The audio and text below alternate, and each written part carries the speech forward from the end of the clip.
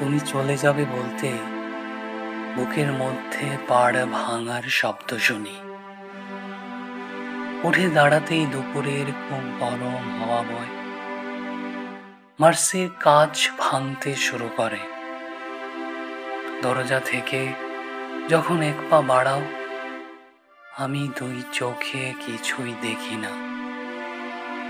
এর নাম তোমার বিদায়। আচ্ছা, আসি। শুভরাত্রি। খোদা হাফেজ।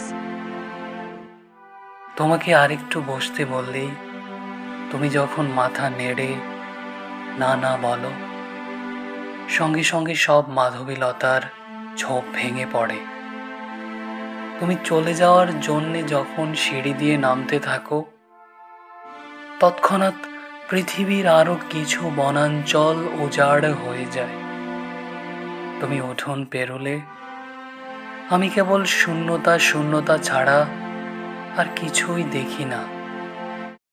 আমার প্রিয় গ্রন্থগুলির সব পৃষ্ঠা কালো কালিতে ঢেকে যায়, অথচ চোখের আড়াল অর্থ কতটুকু যাওয়া, কত দূর যাওয়া।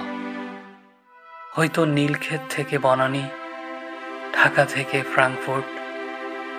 তবু তুমি চলে যাবে বলতেই বুকের মধ্যে মোচড় দিয়ে ওঠে, সেই থেকে অবিরাম কেবল পাড় ভাঙার শব্দ শুনি, পাতা ঝরার শব্দ শুনি, আর কিছুই শুনি না।